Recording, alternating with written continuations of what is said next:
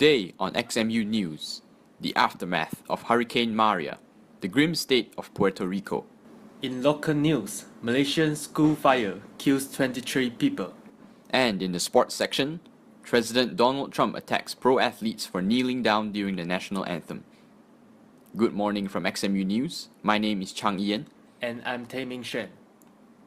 First up, the state of Puerto Rico following Hurricane Maria's recent rampage. Hurricane Maria has been blamed for at least 6 deaths on the island and has put an estimated 15,000 people in shelters. Communications are crippled as 85% of Puerto Rico's cell phone towers, landlines and internet cables have been disabled. Airports now look like emergency shelters as hundreds of Puerto Ricans seek shelter in the airports. Adding to the chaos, in an area known as Xuan, a swollen reservoir threatens to break down a dam. Emergency crews scramble to evacuate as many as 70,000 people who live downstream from the failing dam. Hospitals are at standstill, being forced to run up on backup generators with not enough power for critical surgeries.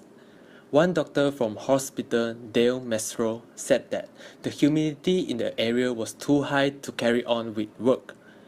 Luckily, help is on the way as National Guards and FEMA units have been deployed to assist in reaching isolated areas, although the city is still a long way from returning to the way it was. Meanwhile, in the city of Kuala Lumpur, on the 14th of September 2017, a fire broke out at an Islamic religious school caused by 7 students. The fire killed 23 people. The 7 suspects, all of them younger than 19, have been arrested in connection with a fire at the school in Malaysia's capital that claimed the lives of 21 students and 2 adults. According to Kuala Lumpur Police Chief Datuk Amar Singh Ishar Singh, during a news conference, the 7 arrested boys lit the fire because they had been mocked by students at the school. The boys were aged 11 to 18, and 6 of them had tested positive for drugs. They were detained on Friday night after investigators obtained CCTV footage from a neighboring building. 2 of the boys had been detained before, one on charges of vehicle theft, another for rioting. When asked if the suspect had planned to kill the victims, Mr. Singh said that their intention was to burn, but it could be because of their age or because of their maturity levels. Perhaps they may not have known that it would cause death. The fire broke out near the door of the boys' dormitory, trapping the victims as it was the only entrance and the windows were grilled. Fire Department senior official Abu Obaidat Muhammad Saithalimat said. Another Fire Department official, Soiman Jahid, said that the firefighters heard shouts for help when they arrived at the school. He said that they found 13 bodies huddled in a pile on the right corner of the dorm, another 8 on the left corner of the dorm, and 1 in the middle near the staircase. The fire renewed calls for better regulation of religious schools after officials raised concern over a wall separating the victims from a second exit which was not on the school's original architecture plan.